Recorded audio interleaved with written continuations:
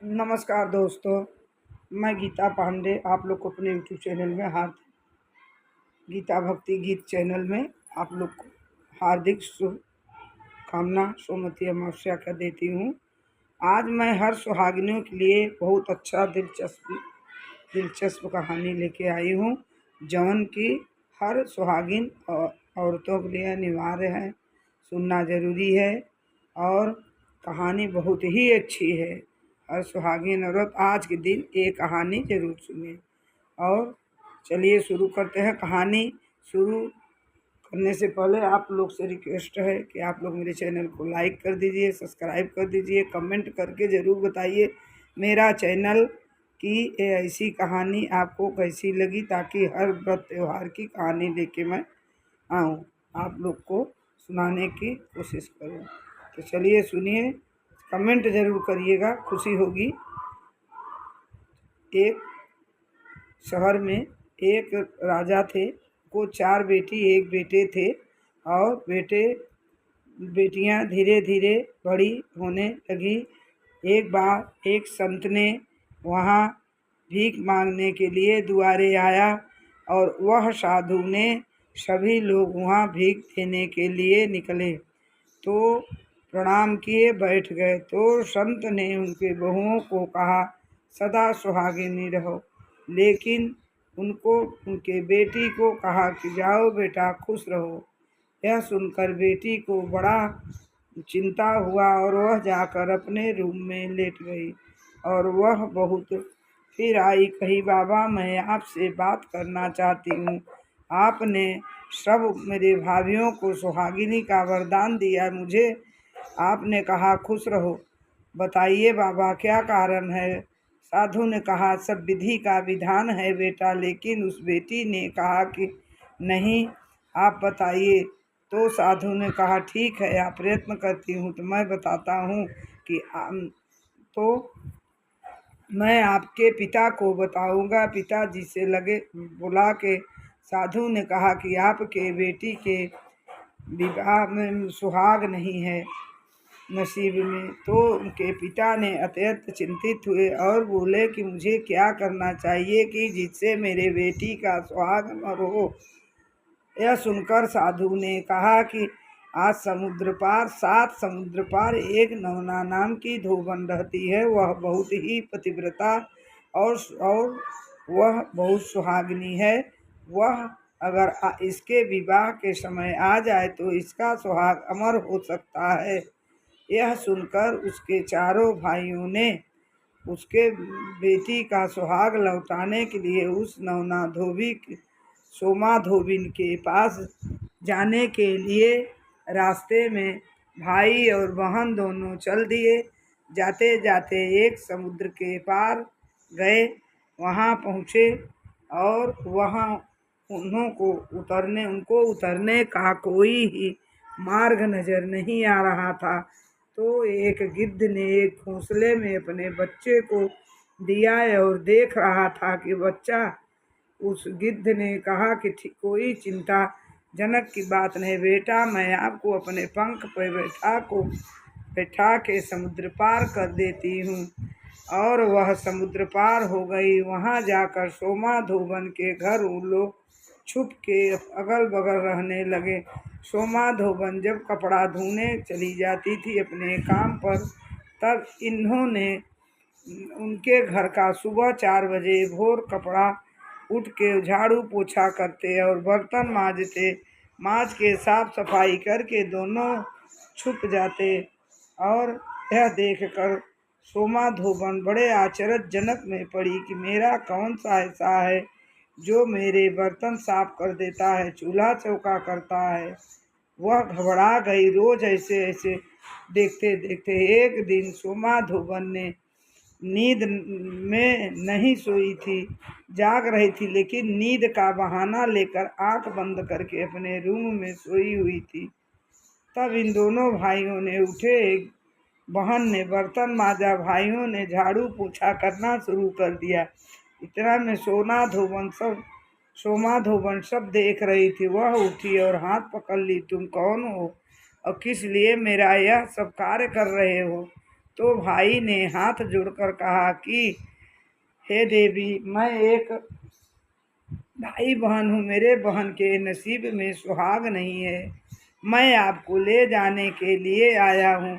आप अगर इसके विवाह के में शामिल हो जाती तो मेरे बहन का सुहाग अमर हो जाता।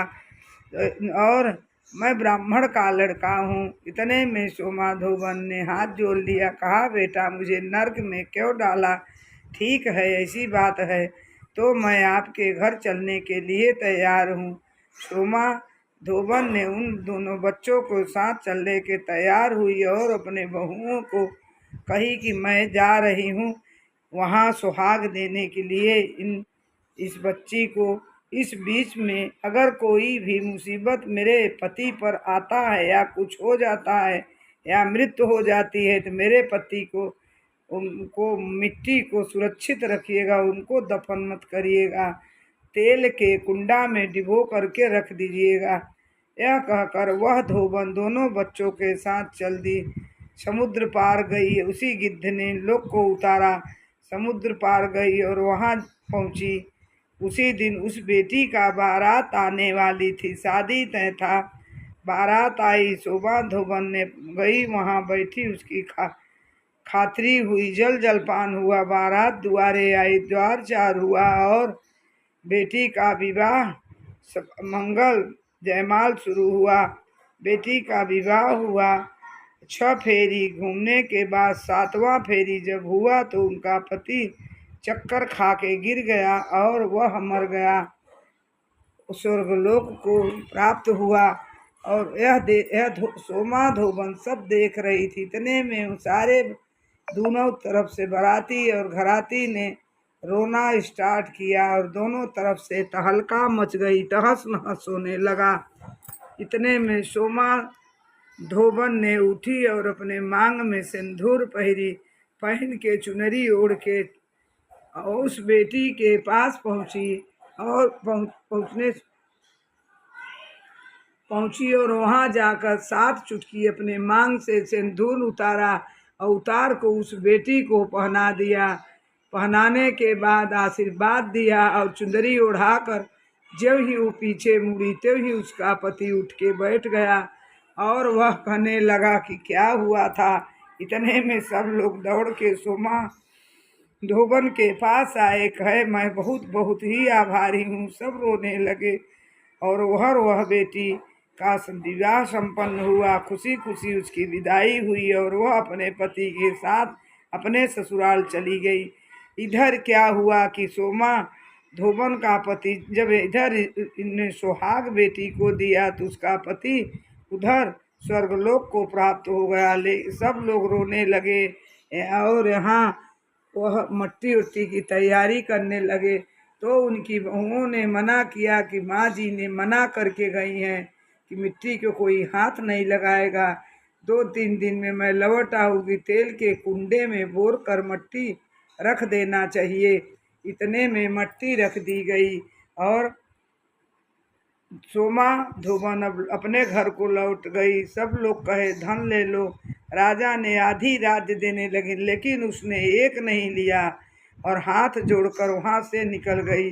वहाँ जाते जाते अपने घर पहुँची, देखी तो उसके जाते जाते घर में और पहुँचने के लिए एक बरगद का पेड़ था, रास्ते में दिखाई दिया। वहाँ बहुत से स्त्रियाँ वो सोमवती अमावस्या का फेरी दे रही थी। वहाँ वह रुकी और सब लोग कहानी कह रहे थे। वही कहानी दिलचस्प से उन्होंने सुन के पूछा कि बहन ये किस व्रत और किस देवता की कहानी है, किस लिए है, इससे क्या होता है। उन लोगों ने कहा कि ये बहन यह सुहागिन औरतों के लिए है। सुहागिन औरत इसका पूजा करती हैं, फेरी देती हैं, कच्चा सूत और बना करके और फेरी देती हैं, उनका सुहाग अमर रहता है। धोबन ने कहा कि हमको भी इसका विधि बताओ, किस चीज़ से देना चाहिए। वह औरत ने कहा कि शुरू में पान और धान से ही देना चाहिए, यदि पान धान से। लेकिन उस धोबन के पास न पान था न धान था। वह कहाँ पाती उस वीरान जंगल में जहाँ सब स्त्रियाँ उन्हें फेरी दे रही थी। उन्होंने 108 कंकड़ उठाया और उठा के वो फेरी देना और स्टार्ट किया और वो 108 कंकड़ लेके 7 बार 108 बार परिक्रमा की और हर परिक्रमा करके पूजा करके अर्चना करी और माफ़ी मांगी, प्रसाद ली। उधर उसका पति जी के उठ के बैठ गया और वह अपने घर गई। उनकी बहुओं ने सारी वृत्तांत बताई और वह सुन के वह धोबन बड़ी खुश हुई और वह अपने बहुओं को बुला कर कहा, बहू यह सुहागी नवरत इस सोमवती अमावस्या का जो भी व्रत करेगी उनका या उनके पति का अकाल मृत्यु नहीं होगा और वह अजर अमर उसका पति रहेगा। और सोमवती अमावस्या का व्रत हर सुहागिनियों को, मेरे भाई बहन, हर सुहागिनी औरतों को करना चाहिए, फेरी देना चाहिए। इसका विधि है किसमें एक बेसन का धोबन बनाइए और बना के मिट्टी ले जाइए, बेसन का एपन हल्दी का ले जाके वहाँ पीपर के वृक्ष के नीचे 7 हाथ का छापा लगाइए और उसमें सारा सुहाग का चिन्ह, नेपाली चूड़ी, बिंदी, सब चुनरी, नई साड़ी, वस्त्र सब पहन के सूर्य हो सके तो सूर्योदय के पहले ही जाइए। एक टाइम भोजन करिए, बिना नमक का सादा भोजन आप शाम को करिए। इसमें तेल नहीं छूना चाहिए, रुई नहीं छूना चाहिए, रुई तेल ये सब नहीं छूना चाहिए। इसमें जो छूता है उसको नष्ट हो जाता है सब कुछ, इसलिए यह दोनों को स्पर्श नहीं करना चाहिए। दिन भर व्रत रहना चाहिए, पूजन करना चाहिए, नमक नहीं खाना चाहिए और परिक्रमा करके और विधि विधान से शनिदेव का और वृक्ष के सोमवती अमावस्या का पूजन और विधि करना चाहिए। 108 चाहे चूड़ी हो चाहे 108 बिंदी हो, उसके साथ एक अन्न लेकर फेरी घूमना चाहिए। उसमें से चढ़ा के कुछ सुहाग के लिए अपने रख लेना चाहिए और बाकी पंडितों को दान कर देना चाहिए। ऐसा व्रत करने से स्त्री का सुहाग अमर रहता है। बोलिए सोमवती अमावस्या सोना धोबन की जय हो।